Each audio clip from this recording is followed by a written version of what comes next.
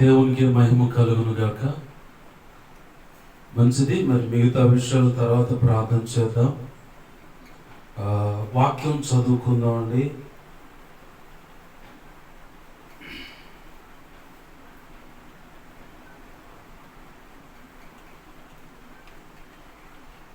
వాక్యం చదువుకుందాం. యెషయా గ్రంథము 53వ అధ్యాయము 11వ వచనం.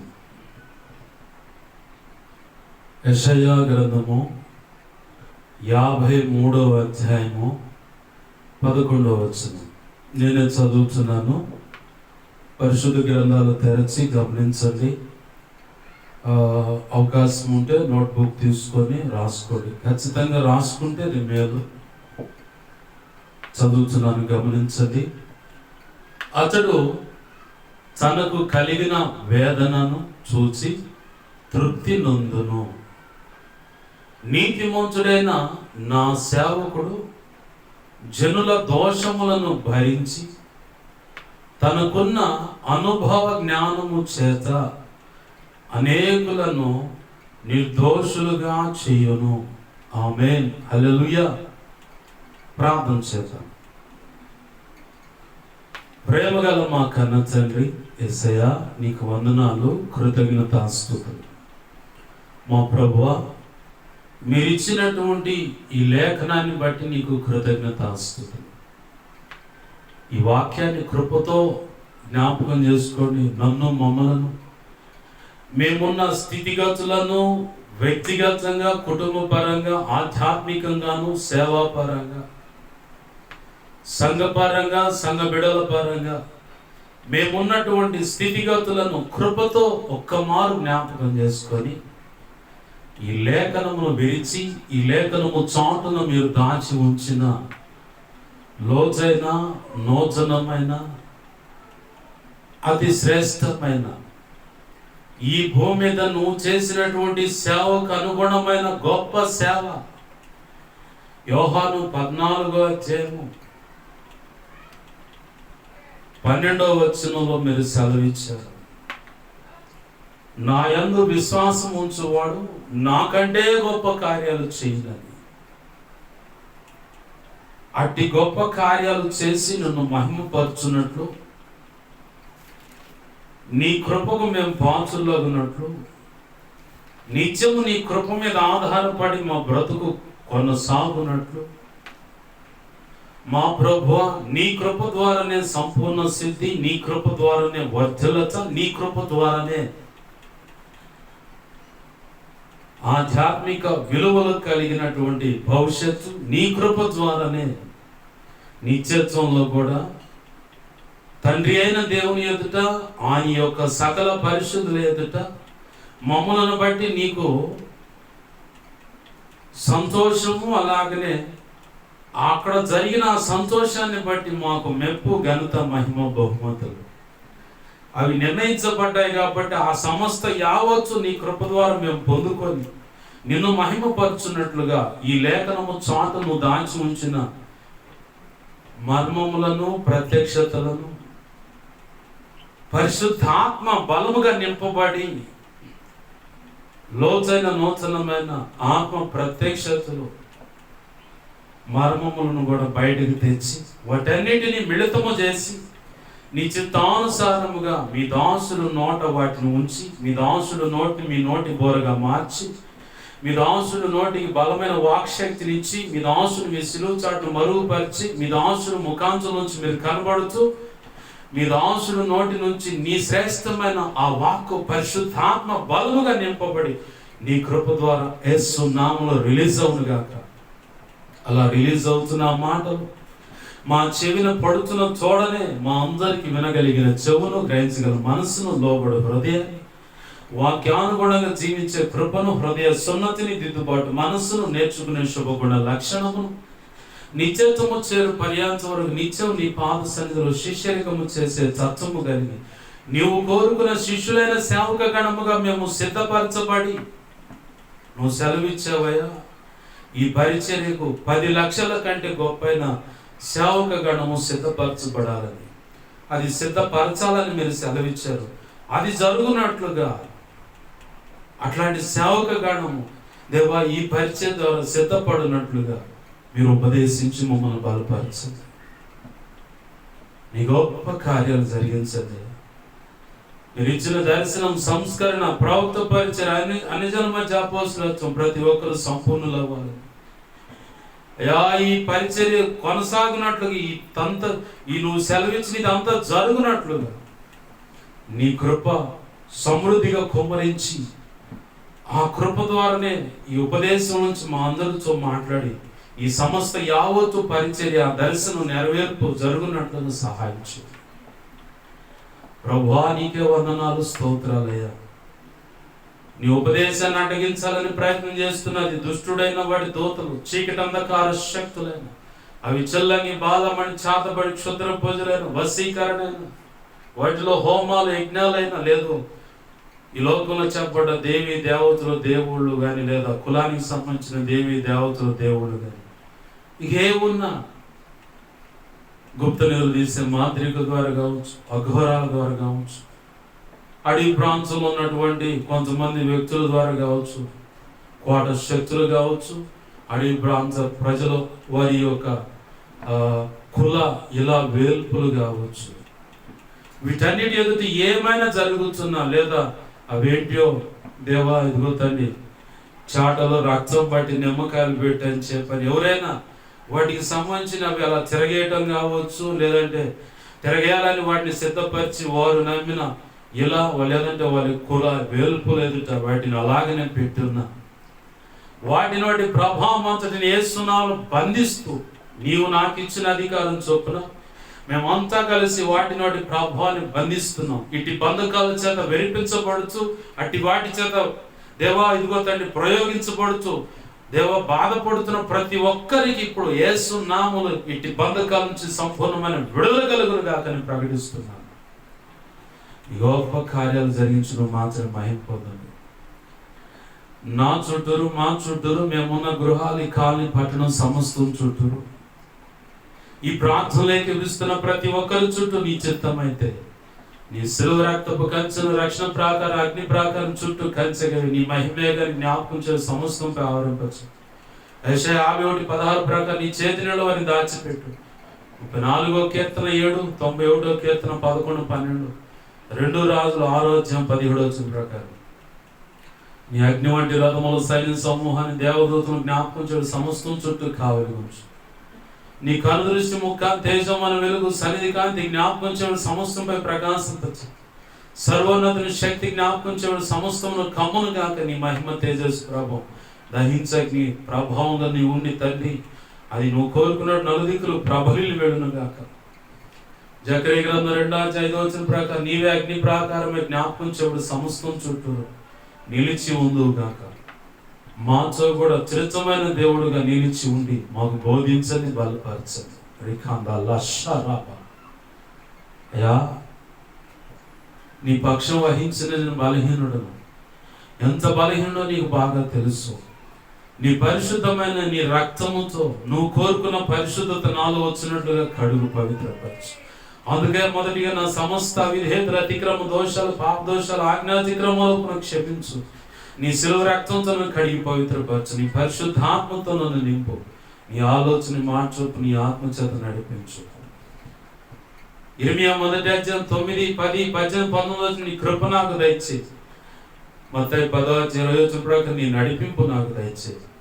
యెషయా 51:16 ప్రకారం నీ కృప నాకు దయచే. పరిశుద్ధాత్మను నన్ను పొడవు శుద్ధ సువర్ణకు మార్చి నీ పరలోక శుద్ధ సువర్ణ చలు నా నెత్తి ఇంకొను గొప్పగా ఉంచి నీ శుద్ధ జలు నాపై కుమ్మరించి ఆనంద తైలాభిషేకం నా నెత్తి ఇంకొను గొప్పగా ఉంచు. దేవా సహాయం చేయి. అపోస్తలుల కార్యం 4:27, 28, 29, 30, 31 ప్రకారం నీ కృప నాకు దయచే. హెస్కేల్ 2:1-2 ప్రకారం నీ కృప నాకు మాకు అందరికీ దయచే. మమ్మల్ని బలపరచమని నువ్వు తోడు నడిపించమని అయ్యా నీ చిత్తమే నెరవేర్చిన మాత్రం మహిమనుందని ఉపదేశం ద్వారా మాత్రం మాట్లాడే నీ ఆత్మకార్యము జరిగించమని ఈ ఉపదేశాన్ని నన్ను మమ్మలను వింటున్న నీ బిడ్డలను సమస్తం నీ కృపాహస్తాలకు అప్పచెప్పుకున్నాను. యేసు నామములను ప్రార్థించి సమస్తం పొందుకొని నేను మహిమపరుచుకుంటూ నీ వాక్యాన్ని బట్టి నీ కృతజ్ఞతాస్తుతులు చెల్లిస్తున్నాం మా తండ్రి. ఆమేన్, ఆమేన్, ఆమేన్.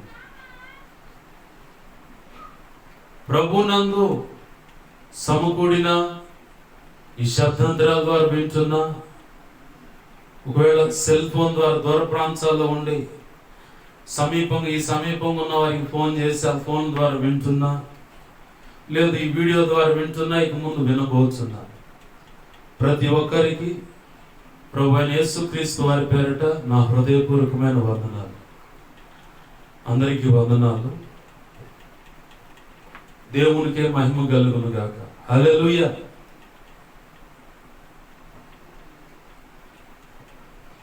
చాలా మందికి ఇంత సుదీర్ఘమైన ప్రార్థన అవసరమా అని ఉంటుంది. నా మటుకు అయితే అవసరమే అని చెబుతా. అవసరం లేదనుకునే వాళ్ళ ఇష్టాన్ని కూడా నేను గౌరవిస్తాను. అలా అని వాళ్ళ ఇష్ట ప్రకారం నేను నడవటానికి ప్రయత్నించదు.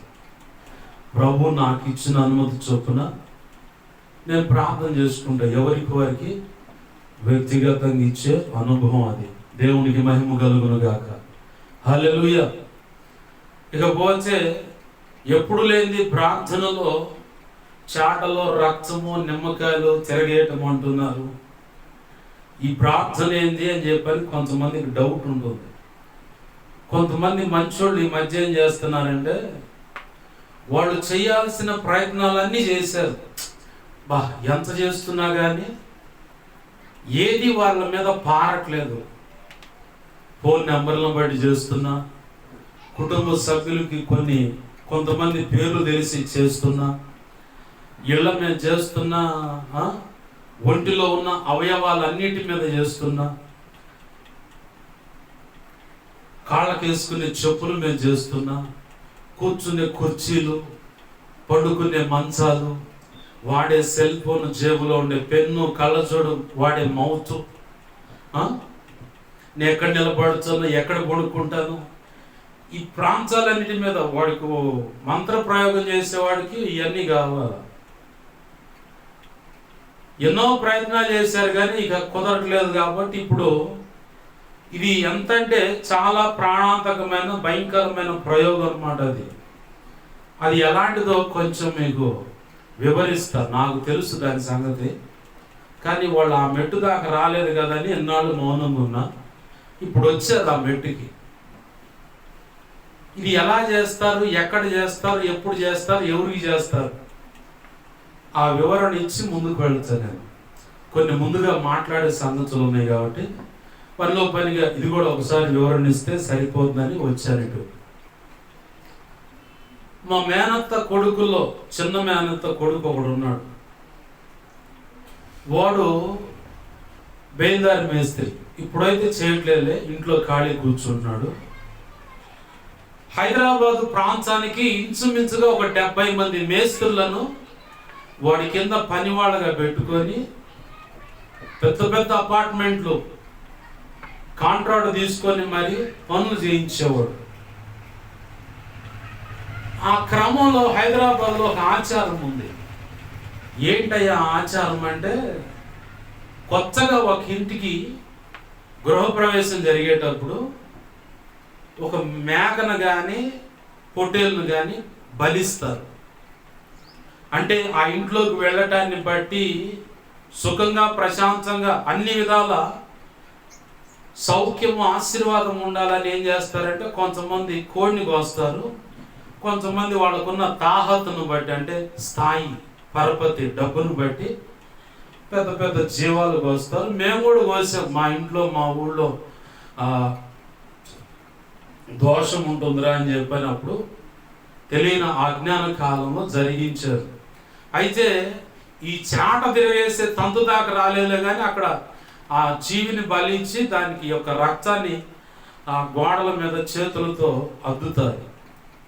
ఏంటంటే అక్కడున్న ప్రాణ నష్టం జరిగించేటువంటి కొన్ని శక్తులు కానీ దురాత్మలు కానీ అక్కడి నుంచి ఆ రక్తాన్ని బట్టి పక్కెళ్ళిపోతాయని పెద్దల కాలం నుంచి వచ్చిన ఆ సాంప్రదాయం, ఆ తంచు అక్కడ కొనసాగించారు. అయితే హైదరాబాద్ ప్రాంతంలో ఏం చేస్తారంటే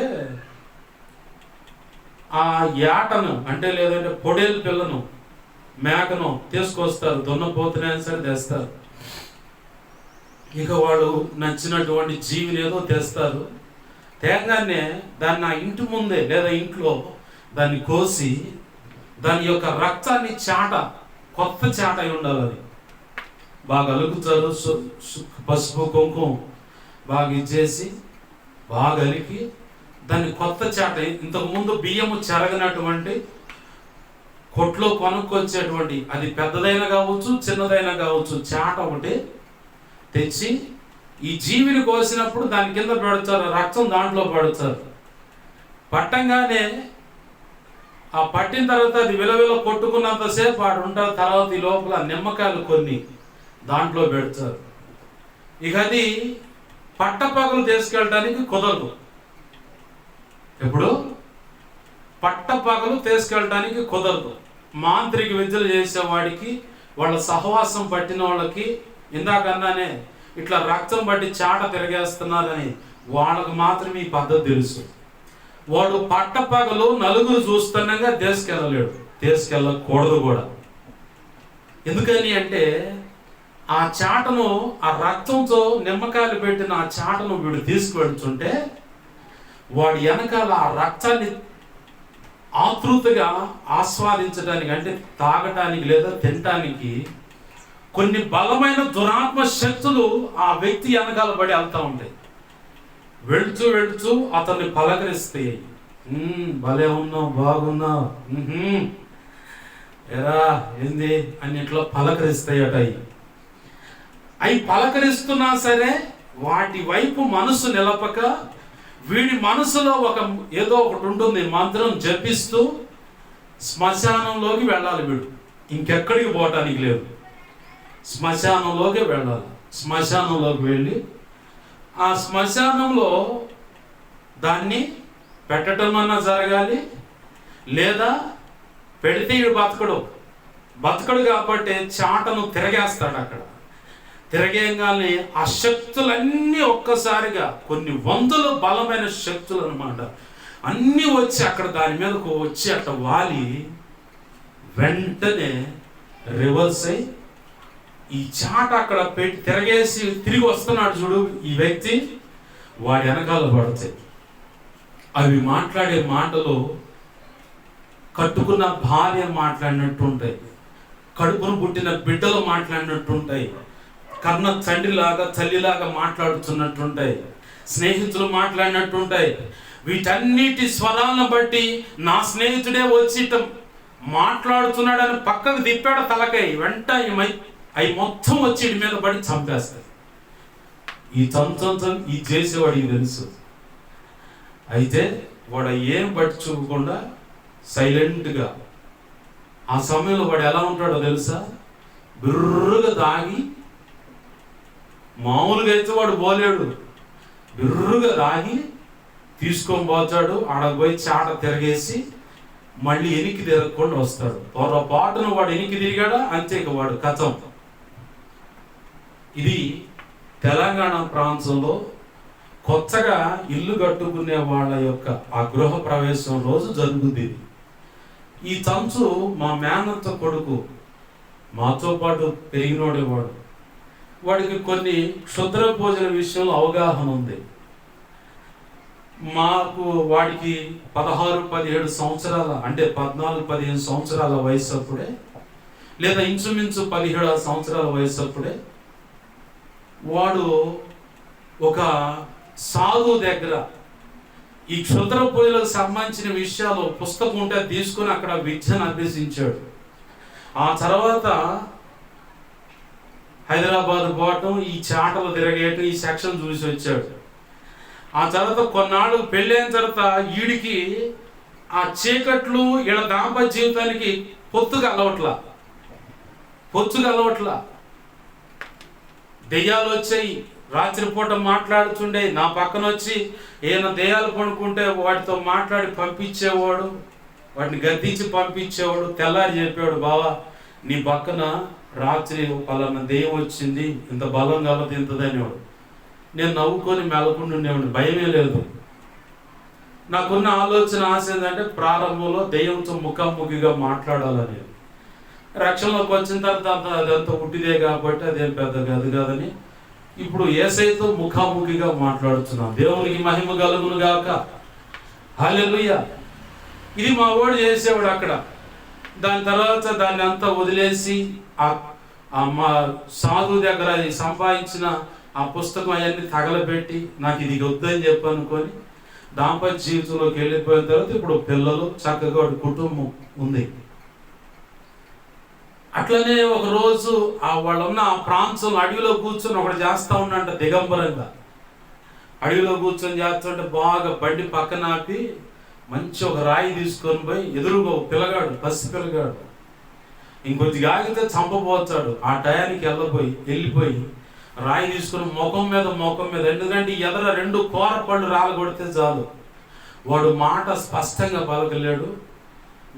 వాడు మంత్ర ఉచ్చాటన చేసే లోపల వాడు సరిగా మంత్రాన్ని పలకపోతే ఆ శక్తులు వచ్చి వాడిని చంపేస్తాయి. మా వాడు వెళ్ళిపోయి రాయి తీసుకుని ముఖం మీద ఎదురున్న పళ్ళు రాలగొట్టి మెలకుండా వచ్చాడు. వాడు ఎందుకు పనికిరాడు, ఇక అవి మళ్ళీ కట్టేది లేదు.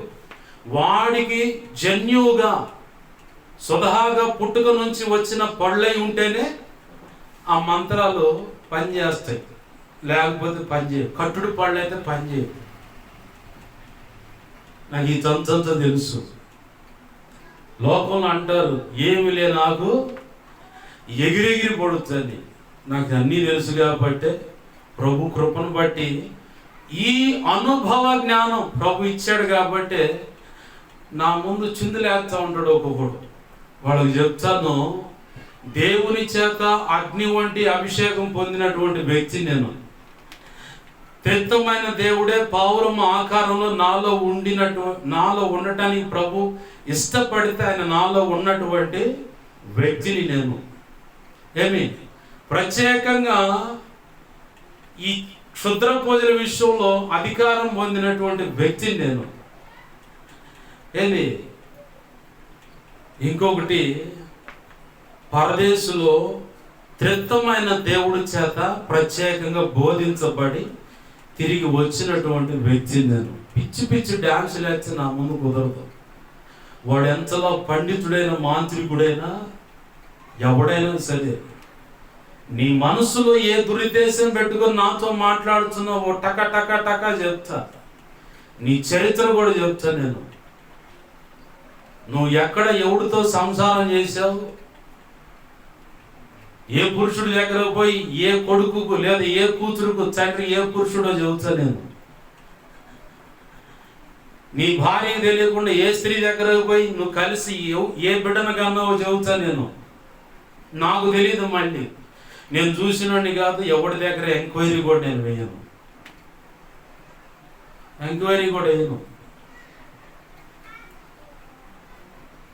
ఆ మధ్యకాలంలో ఆ పైన 2వ లైన్, ఇదే లైన్ పైన ఉన్న ఇంట్లో ఉన్నప్పుడు పెద్ద మనిషి, ఒక సేవకుడు, ఆయన చరిత్ర నాకు ముందే తెలుసు. ఒకడికి ఎట్టుండదంటే వాడి చరిత్ర మొత్తం చెప్పిన దాకా తపన తగ్గదు. అది 10 మందికి తెలియాలి. అప్పుడు దాకా వాడికి ఊపిరాడదన్నమాట. వాడి ప్రయత్నాలు కానీ, స్త్రీ కావచ్చు పురుషుడు కావచ్చు, వాళ్ళ ప్రయత్నాలు అస్సలు ఆగవు. మరి అదేందో అదొక రకం దెయ్యం. ఏం చేస్తాం మరి? యాడాడోళ్ళు అంతా వచ్చి ఈ కాలనీలోనే పడి సేవ చేస్తారండి ఆ పెద్ద మనిషి. సరే ఫోన్లే అంటే అండ కదా అని చెప్పి మెలకుండా. అసలు ఈ ఎట్టయినా కానీ లేకుండా చేయాలనుకోండు. తన వంతుగా తను ప్రయత్నం చేస్తానే ఉన్నాడు. కొంతమంది నాకు తెలిసిన సన్నిహితుల దగ్గరకు వెళ్ళి కుర్రోళ్ళ దగ్గరికి, పలానా అబ్బాయి పలానా సంఘం, మళ్ళీ ఆ సంఘ వ్యవస్థాపకులే అంటే మా చుట్టమేనండి, మా ఊడే అంటాడు. 10 మందికి పరిచయం చేస్తాడు. ఆయన యొక్క కారు తీసుకొచ్చి వాళ్ళ ఇంటి ముందు పెడితే కార్ డ్రైవర్తో ఈయన మాట, బాయ్ ఇక్కడ పెట్టమాకు తీ, నుంచి తీ. మళ్ళీ బైకులు ఏమైనా పెట్టినా ఇక్కడ పెట్టమాకు తీ అన్న. ఇది ఆయన ఎవరు. మళ్ళేమో ఆ వ్యవస్థాపకులు మా ఓడేనండి, మా కులపోడే, మాకు దగ్గర బంధువు అండి అని చెబుతారు. మళ్ళీ ఆ సంఘ బిడ్డలన్నా ఆయన కారే లేదా వాళ్ళకి సంబంధించిన ఎవరైనా కార్లు లేదా బైకులు ఆడ పెడితే సస్యంగా ఒప్పుకోడు, అంత మంచోడు. ఒక రోజు ఉండి వేరే సహోదరులు ఇలా అంటున్నాడు, పలానా అబ్బాయి పలానా ఇంకేడికి పోరా, ఏడే చేర్చాలని చెప్పారు. తన వంతులో తను చేసిన పనులని చేస్తా ఉన్నాడు. ఒక రోజు ప్రభు అనుమతించాడు. జాగ్రత్త సుమి, దైవజనులు ఎవరైనా ఎక్కడైనా గృహాలు దర్శించాలన్నా, ఒక సహకారికి ఎవరినైనా ఎక్కడికైనా పంపించాలన్నా తగు మాత్రము కొలతలు కలిగినట్లుగా, ప్రభు చిత్తంలో కలిగినటువంటి కొలతలు కలిగిన వ్యక్తులైతేనే పంపించండి, లేకపోతే పంపించొద్దు. ఒక దైవజనుడుగా నీకు వెలుసుబాటు ఉన్నప్పుడే పో, లేకపోతే మాని. నువ్వు పోలేదనుకో, దైవజనుడు అనేకమైన పనులను బట్టి, ఆ సంఘంలో ఆయనకున్న హోదాను బట్టి, ఆ బిజీ షెడ్యూల్ని బట్టి రాలేకపోతున్నాడని చెప్పుకొని వాళ్ళని అణుచుకొని ఎప్పుడైనా కనబడతాయా మా ఇంటికి రండి అని చెప్పని అడుగుతారు. కాకుండా ఎవరైనా బాగున్నారులేని పై రూపాన్ని చూసి కనుక నువ్వు పంపించావా, ఇలాంటి దుర్మార్గులు ఉంటారు. జాగ్రత్త. దుర్మార్గుడు అని ఎందుకు అంటున్నంటే, నెత్తి మీద నూనెన్నా అభిషేకం ఉన్నా ప్రభు సెలవు చొప్పున ఆ మాట అంటున్నా. నా సొంతంగా నా బుద్ధిపూర్వకంగా నా నోటితో ఏ మాట పలకుంది. ఎందుకు దుర్మార్గుడు అన్నానంటే, ఇవి చెప్తాను, అర్థమైన తర్వాత ఇది చెప్పిన తర్వాత విన్నప్పుడు మీకు అర్థమవుతుంది. అది అతను ఒక సంఘం కాపరి దగ్గర సహకారిగా ఉన్నాడు. దైవజనుడు వృద్ధాప్యంలో వచ్చి, అయ్యా నమ్మకంగా ఉంటున్నావు కాబట్టి జాగ్రత్తగా సంఘాన్ని అప్పుడప్పుడు ఆరాధన, అప్పుడు ఆదివారం కాకుండా మిగతా ఆరాధన క్రమాలు నువ్వు నడిపించు. నేను అప్పుడప్పుడు వస్తూ ఉంటాను, జాగ్రత్త అయ్యా, ఆదివారం మాత్రం నేను వస్తాను, నమ్మకంగా ఉండంటే సరే పాస్టర్ గారు అన్నారు. ఈ లోపల సైతానుగాడు దూరి, ఏది ఆ ఇస్కరియోతు యోధాగాడికి కనుక దూరినట్టు దూరి, ఎట్టయినా సరే ఈ స్థలం నా పేరు మీద రాయించుకోవాలి, రిజిస్ట్రేషన్ చేయించుకోవాలా, ఎలాగైనా సరే ఈ సంఘాన్ని, ఈ మందిరాన్ని నా వశం చేసుకోవాలి అన్న దుర్బుద్ధి పుట్టింది. దానికి తగ్గట్టుగా ఆ స్థలం యొక్క దాతల దగ్గర పోయాడు. చెప్పానుగా గతంలో నేను చరిత్ర నాకు తెలుసు. ఆడకు పోయి వాళ్ళని అడిగితే, అది పలానా దైవజనుడికి ఇచ్చాం కదా, నీకెట్ట రాస్తాం, మేము ఎవరికి రాయము, ఎన్నాళ్ళున్నది సేవ కిందే, సేవలో కొనసాగాలి అంతే, ఇక మాట్లాడుతూ మారు మాట అన్నారు. సరే ఈ ల్యాండ్ విషయం పొక్కి బయట చెబుతారని వాళ్ళని చిన్నగా మభ్య పెట్టుకుంటూ వచ్చాడు. ఒక సమయం వచ్చింది, మనోడు పిచ్చి ముదిరింది. దైవజనుడితో అంటున్నాడు, ఏంది సేవ అంటున్నావు, ఈ మందిరం నాది, ఈ సంఘం నాది, ఓ బయటికి రండి. నమ్మక ద్రోహి అన్నమాట. ఆ సేవకుడు కన్నీరు పెట్టుకుంటా బయటికి పోయాడు. నాకు ఈ సంగతి తెలుసు, విషయం తెలిసిన మౌనం ఉంటా. ఎందుకో తెలుసా, ప్రభు అనుమతించినప్పుడు బయటకు వద్దామని. ఒకరోజు అనుమతి ఇచ్చాడు, మొత్తం చెప్పా. అయ్య మొత్తం విన్నాడు. నన్నే ఈ కాలనీలో లేకుండా చేయాలనుకున్నాడు. ఆయన సొంత ఇల్లు ఖాళీ చేసి వేరే చోట అపార్ట్మెంట్లో అద్దెకుంటున్నాడు. నా దేవునికే మహిమ కలుగును గాక. హల్లెలూయా. దుర్మార్గులు ఉంటారు, జాగ్రత్త. నమ్మకమైన సహకారులు అనుకుంటావు, పొరపాటును కూడా నమ్మమాక, పొరపాటును కూడా నమ్మమాక. నీకు చేతనైతే నువ్వు చెయ్యి, లేదంటే నీ భార్య ఉంది సేవకురాలుగా, ఆమెను పంపించు. ఆమెకు తోడు ఆటో నమ్మకస్తుడు ఎవడో ఒకడు ఉంటాడు, వాడిని పంపించు. పోయినప్పుడు ఈ వ్యక్తి ఆటోలోనే ఉంటాడు, ఆమెతో పాటు కొంతమంది స్త్రీలు ఉంటారు, వాళ్ళు ఈమె కలిసి గృహాలు దర్శిస్తారు. పాస్టర్ గారు ఏడమ్మా అంటే, అయ్యగారు పలానా చోటికి వెళ్ళాడమ్మా అంటే, సరే సంతోషం, మీరన్నా వచ్చారు కమ్మా చాలని సంతోషించి ఆ సంఘ బిడ్డలు ఎటు వారు నీతోనే ఉంటారు, నీవు నడిపిస్తున్న సంఘంలోనే కొనసాగుతారు. కాదని ఎవరినైనా నమ్మి పంపించావా, ఇలాంటి దుర్మార్గత, ఇట్లాంటి దుష్కార్యము పొంచి ఉంది, జాగ్రత్త. చాలా జాగ్రత్తగా ఉండాలి. ఇదొక అనుభవ జ్ఞానం ప్రభు నాకు ఇచ్చింది. మాంత్రిక విద్యల విషయంలో ఆ అనుభవ జ్ఞానం ఇచ్చాడు నా ప్రభు. ఏమి ఇప్పటికీ కూడా కొంతమంది కట్టగట్టుకొని మొత్తం ఒకటయ్యారు. మనోళ్ళందరికీ చెప్పండి రా అని చెప్పని మొత్తం ఫోన్లు చేసుకొని అందరికీ ఒకటే పబ్లిక్ సవాల్ వేస్తారు. నేను ఇప్పుడే ఒకటే షట్కం గీయండి, మీరు షట్కం గీయండి, నేను వస్తా, దాంట్లో నేను కూర్చుంటా. నేను కూర్చునే లోపల ఈ మాంత్రికులు అనే వాళ్ళందరూ బతికే ఉండాలి. మీరందరూ కూడా రండి కట్టగట్టుకొని, యాడో మీకు నచ్చిన ప్లేస్ యాడో చెప్పండి, వస్తా. నేను వచ్చి ఆడ కూర్చునే లోపల మీరందరూ బతికే ఉండాలి. ఈ లోపలే నా ప్రభు బలమైన హస్తం మీ మీదకి వస్తుంది. ఒక్కటే కూర్చు బిర్రుగా బిగుసుకొని గుండె పగిలి నెత్తురు గక్కి చేస్తారు. పబ్లిక్ సవాల్ ఇది. లేదు, నేను నమ్మిన దేవుడు బలవంతుడు అంటున్నావు కదా, మరొక సవాల్ ఇది. ఉదయం నుంచి సాయంత్రం దాకా నీకు అవకాశం ఇస్తా. నువ్వు పొడేలు తెచ్చుకో, నేను ఒక పొడేలు తెచ్చుకుంటా, బలిపీఠంలాగా ఒకటి కడదాం. అందరూ చూస్తుండగా ఆకాశం నుంచి అగ్ని దిగి రావాలా, ఆ బలిపీఠం మీద ఉన్న బలిపశు మాంసాన్ని కాల్చివేయాలి, అది బూడిదిగా మారాలి. దమ్ముంటే రా ముందుకి. నువ్వు అంటున్నావు కదా నేను నమ్మిన దేవుళ్ళు కరెక్ట్ అని, అవే అని వాటిని నిరూపించాలనుకున్నావు. ఇదే పబ్లిక్ సవాల్. నేను వస్తా, నేను అది నిరూపిస్తా నా ప్రభు కృపను బట్టి. రెండవ సవాల్ ఏంది? స్వీకరించే వాళ్ళు ఎవరైనా ఉంటే రావచ్చు ముందుకి. ప్రభునందు ప్రియమైన దేవుని బిడ్డలారా, మరొక విషయాన్ని చెప్తున్నాను. ఇంకొక విషయాన్ని, నిన్న ఆదివారము ఒక మందిరానికి పోయా. అక్కడ ఒక సేవకుడి యొక్క వింత ప్రవర్తన నేను చూశాను. గతంలో కూడా ఆ వ్యక్తి ఆన్లైన్లో ప్రార్థన చేశాడు. ప్రార్థన చేస్తా అంటే ప్రార్థన కాదులే, వాక్య ఉపదేశం చేశాడు. తనకు ఆహ్వానం పలికిన దైవజనుడు పిలిస్తే వచ్చాడు. నాకు మామూలుగానే ఖాళీ ఉండను, ఎక్కడికక్కడ ఏ వైపు ఎక్కడ ఏ మందిరంలో ఎక్కడ ఆరాధన జరుగుతూ ఉంటుందా, దానికి నేను వెళితే అభ్యంతర పడినటువంటి సంఘాలు ఉన్నాయా అని చూసుకొని అక్కడికి వెళ్తాను. నేను ఆ పందాల్లోనే ఒక ఆన్లైన్కి వెళ్ళాను. ఆ ఆన్లైన్లో నిన్న ఆదివారం వచ్చిన ఆ దైవజనుడు వచ్చాడు. వాక్యం అంతా చెప్పాడు, బాగుంది.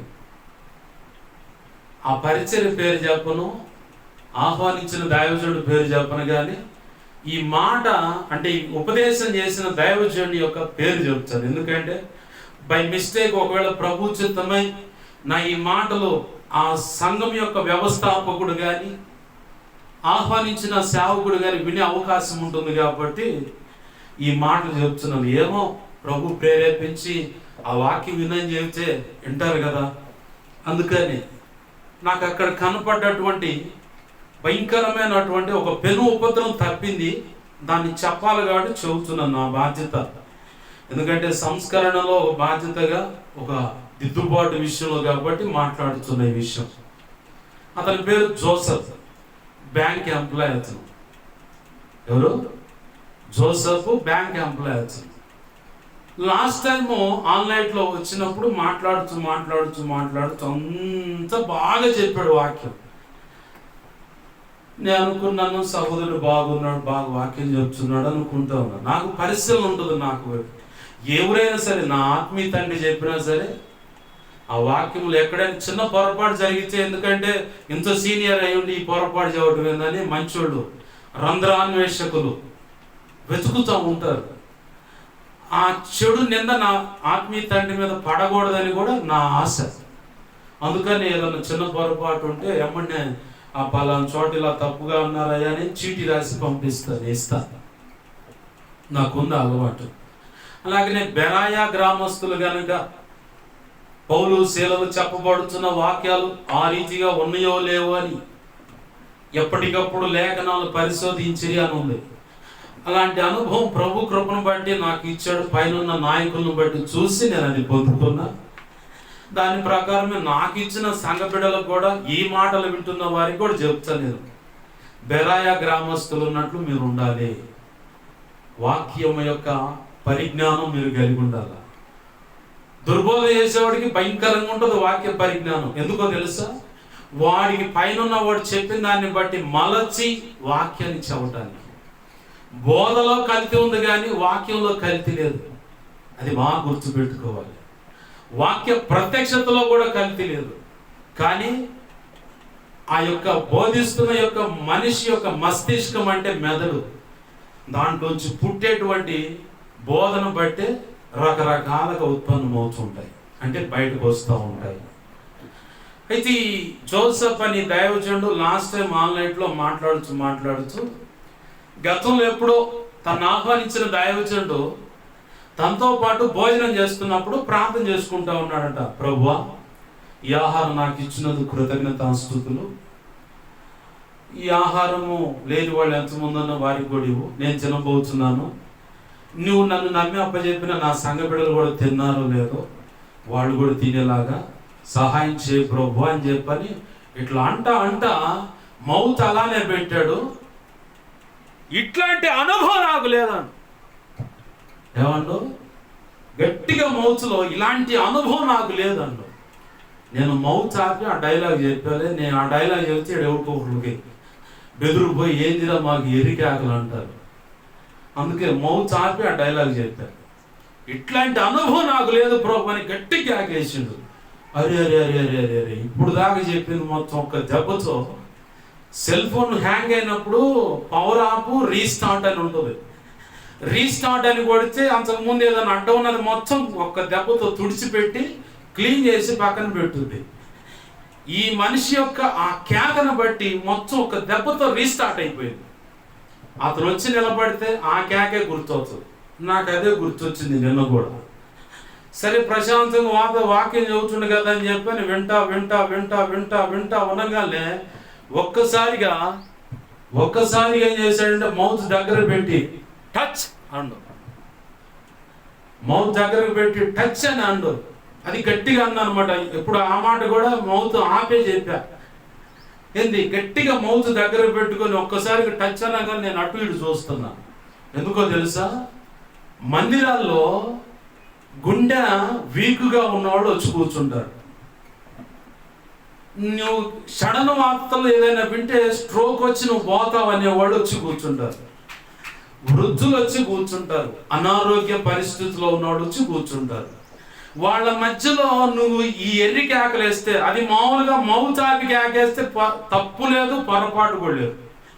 మౌత్ గట్టిగా దగ్గరకు పట్టుకొని గట్టిగా కేకేస్తే చాలా మంది విన్నారు. అది నాకు అప్పుడు ఒక ఉదంతం గుర్తొచ్చింది. నాకున్న వ్యక్తిగత అనుభవం. గతంలో ఈ కాలనీలో కూడా ఇద్దరు తమ్ముళ్ళు స్వార్థ కూటాలు పెట్టారు.